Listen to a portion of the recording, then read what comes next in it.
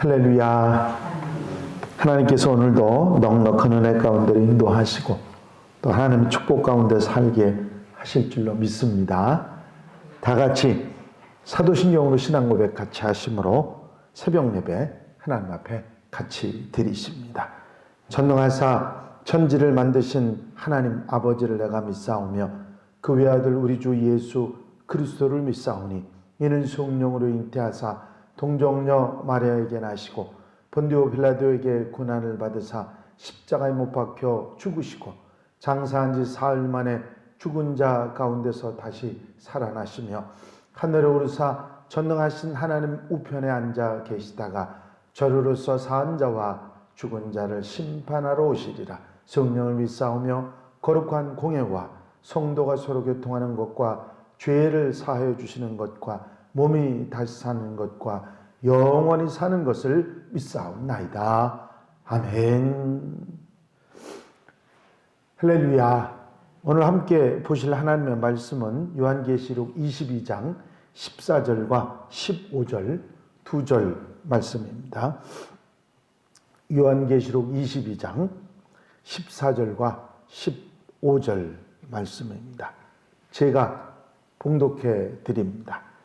자기 두루마기를 빠는 자들은 복이 있으니 이는 그들이 생명나무에 나아가며 문들을 통하여 성에 들어갈 권세를 받으려 함이로다. 개들과 점술가들과 음행하는 자들과 살인자들과 우상 숭배자들과 및 거짓말을 좋아하며 지어내는 자는 다 성 밖에 있으리라. 아멘. 본문 말씀 가운데는 하나님의 성, 새 예루살렘에 들어갈 권리가 있는 사람과 들어가지 못하는 사람에 대한 기록입니다. 천국에 들어갈 수 있는 사람, 그 영광의 잔치자리에 참여할 수 있는 사람과 그렇지 못한 사람의 구별이 나와 있는 것이죠. 이 말씀은 이 예언의 말씀, 계시록의 말씀을 듣는 자들에게 경각심을 주고 어리석은 어떤 것들 따라가지 말고 생명나무, 생수의 은혜, 천국의 축복을 누리는 자들이 되라 하는 말씀을 하고 계시는 것입니다. 제일 먼저 두루마리를 빠는 자들에게는 자기 두루마기를 빠는 자들은 하나님 나라에 들어갈 권리가 있다 하는 말씀을 하고 계십니다. 리바이 스탠다드 버전 흠정역 성경에는 그의 계명을 지키는 자들은 복이 있나니 라는 말로 되어 있지만 개역판 성경에는 자기 두루마기를 빠는 자들은 복이 있으니 하는 말로 되어 있습니다.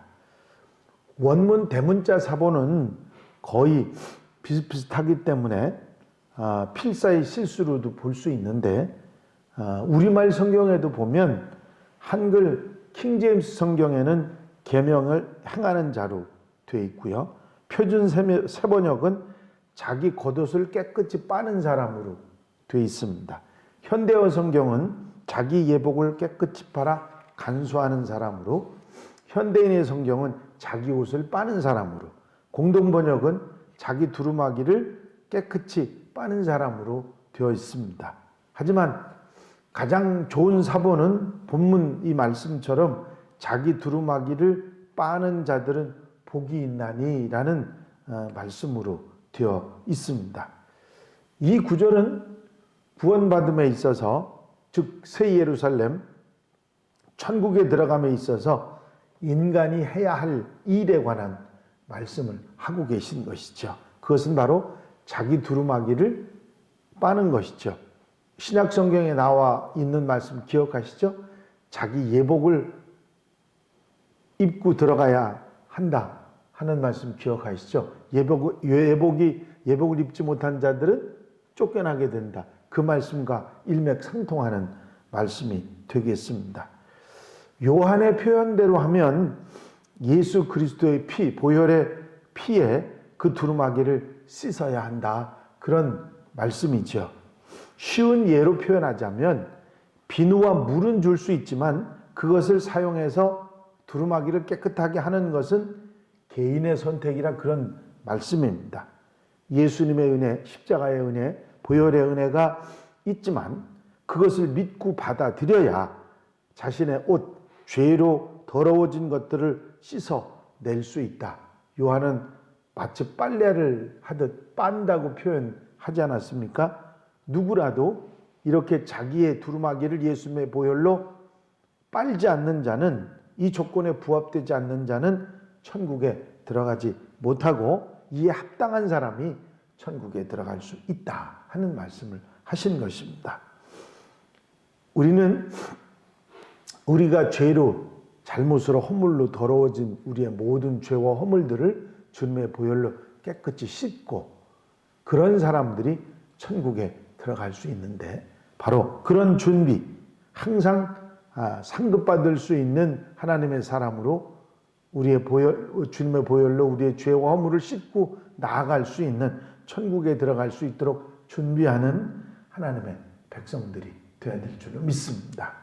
바로 이런 사람이 되라고 경계하고 권하고 계신 것이죠. 두 번째는 하나님의 도성, 천국에 들어가지 못하는 사람들의 명단이 나와 있습니다.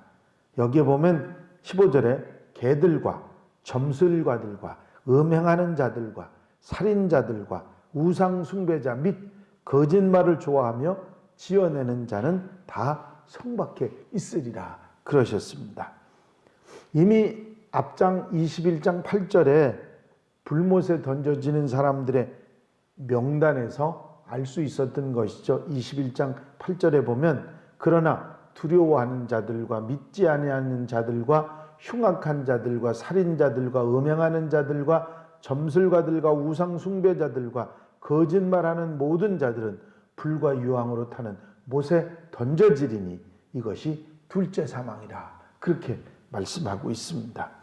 여기에서 좀 특이한 그 단어가 나오는데 개입니다. 개들과 그런 표현을 했어요.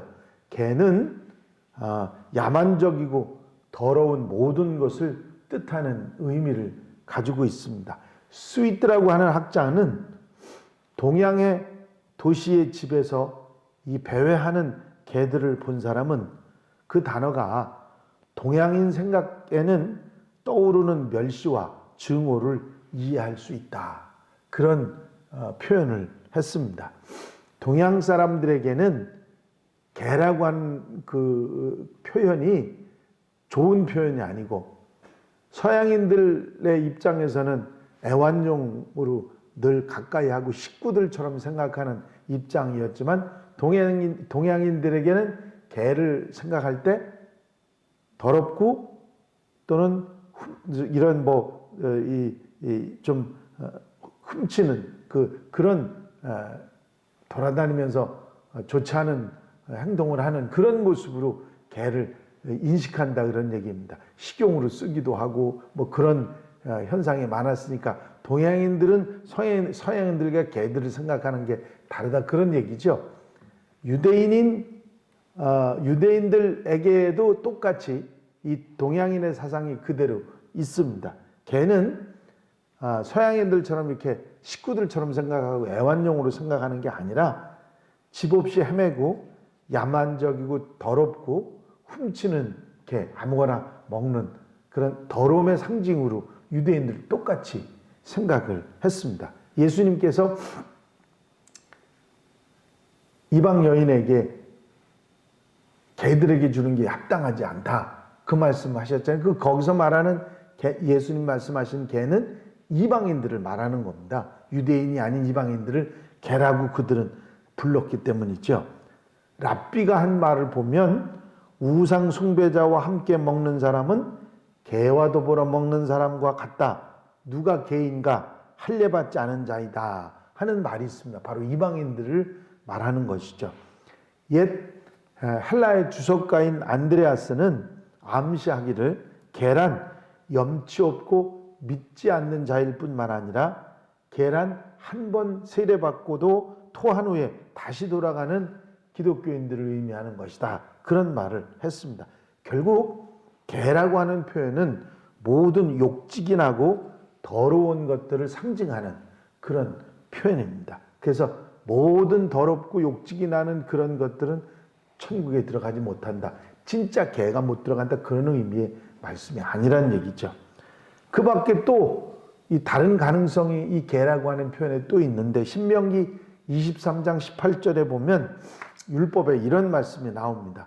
창기가 번 돈과 개 같은 자의 소득은 어떤 소원하는 일로든지 내 하나님 여호와의 전에 가져오지 말라.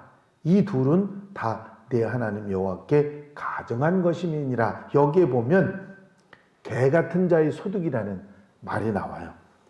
이 개 같은 자라고 하는 표현은 왜 거기에 사용했느냐면 지금 이 단어, 이 신명기 28장 18절에 있는 말씀이 매음 행위로 번 돈을 가져온 것을 금한 거거든요. 그런데 고대 사원에는 종교 창녀인 여자들이 있었을 뿐만 아니라 남창인 사제들도 있었습니다. 이 남자들도 행음하는 그런 사제들이 있었는데 이 남창들을 뭐라고 불렀느냐면 개라고 불렀습니다. 그래서 개 같은 자의 소득은 바로 이 남창들이 벌어들인, 매음으로 벌어들인 그런 돈을 표현하는 이야기였죠. 그래서 이 개라는 단어의 표현은 그냥 여러분들 어떤 동물을 이야기한다고 생각하지 마시고 일반적인 유대인들의 의식, 완전히 부도덕한 사람, 그리고 더럽고 추한 사람, 그것이 올바른 해석일 것입니다. 거짓말을 좋아하고 그렇게 행하는 자들은 모두 천국에 들어가지 못한다. 속이는 자는 진리의 하나님과 함께 사귈 수도 같이 할 수도 없다. 점술과 살인자, 우상숭배자 모두 다 하나님 앞에 설 수 없는 자들이다. 그래서 이 말씀을 두고 천국에 들어가는 자들이 돼야지 천국에 들어가지 못하는 자의 모습으로 살아가서는 안 된다 하고 경계하는 말씀이 오늘 본문 말씀입니다. 폴리카프투스라고 하는 성인이 있었는데 젊은 제자 한 사람이 겨자나무에 기대서 울고 있었습니다. 선생님이 가까이 가서 왜 울고 있느냐고, 뭐 때문에 그렇게 슬퍼하느냐고 물었더니 제자가 대답하기를 하나님 나라가 확장하는 속도가 너무 느립니다. 모처럼 신앙에 들어가는 사람이 있는가 하면 다시 신앙을 버리게 되는 경우가 많기 때문에 이래서야 도대체 언제 하나님의 뜻이 이 땅 위에 이루어지겠습니까? 그것을 생각하면 슬퍼집니다. 그랬더니 이 선생은 그가 기대고 있는 겨자나무를 가르치면서 이렇게 격려했다고 합니다. 근심하지 말게. 하나님 나라는 지금 자네가 기대고 있는 겨자나무처럼 처음에는 매우 작은 씨지만 성장함에 따라서 구름을 찌를 정도의 거목이 된다네. 그 성장하는 데 시간이 많이 걸리는 것처럼 보이지만 단지 여기에 세월을 빌려주기만 하면 차차 부성해지는 것이다. 하나님 나라의 성장도 역시 마찬가지일세. 자네도 희망을 가지고 자기 직분에 충실하고 열심히 하나님께 봉사하게 하는 얘기를 했다고 합니다. 우리가 더디다고 늦다고 생각하지만 그게 더디고 늦은 게 아니라 완벽하게 이루어지는 하나님의 은혜인 것입니다. 우리가 경계하고 조심하면서 하나님 나라의 백성답게 살아가고 그 하나님 나라의 도성에 합당한 하나님의 백성들이 되어야 될 줄로 믿습니다. 오늘 하루도 이 말씀에 아멘하며 승리하고 복되게 살아가는 하루가 되시기를 주의 이름으로 축원합니다. 축원합니다. 기도드리십니다. 사랑과 은혜가 한량없이 많으신 아버지 하나님, 오늘도 주의 전에 나와 엎드려 기도하며 하루의 삶을 아름답게 출발할 수 있도록 인도하신 은혜를 감사를 드립니다. 천국에 합당한 자로서 항상 준비되게 하시고 어리석고 죄되고 더러운 모습은 모양이라도 버리고 바로 살아가는 하나님의 백성들이 되게 하여 주시옵소서. 우리의 더럽고 추한 모습은 주님의 보혈로 깨끗하게 씻어 항상 준비되어 하나님 나라에 합당한 하나님의 백성들 되게 하옵소서. 이 한날의 삶을 온전히 주님께 맡겨드립니다. 친히 주장하시고 인도해 주셔서 넉넉한 은혜 속에 사는 귀한 하루, 복된 날 되게 하옵소서. 허락하여 주실 줄로 믿사옵고 예수 그리스도의 이름으로 기도하옵나이다. 아멘. 주님 가르치신 기도 함께 드리십니다. 하늘에 계신 우리 아버지시여, 이름이 거룩히 여김을 받으시오며 나라의 마옵시며 뜻이 하늘에서 이루어진 것 같이 땅에서도 이루어지이다. 오늘날 우리에게 일용할 양식을 주옵시고 우리가 우리에게 죄 지은 자를 사하여 준 것 같이 우리 죄를 사하여 주옵시고 우리를 시험에 들지 말게 하옵시며 다만 악에서 구하옵소서. 나라와 권세와 영광이 아버지께 영원히 싸움나이다. 아멘. 이 시간 기도하실 때에 말씀을 마음속에 두고 우리 공통기도 제목들, 중보기도할 분들 위해서 기도하시고 하나님 나라에 합당한 삶을 살기 위해서 기도하시고 새해 아름다운 출발을 위해서 기도하시고 자유롭게 기도하시기 바랍니다.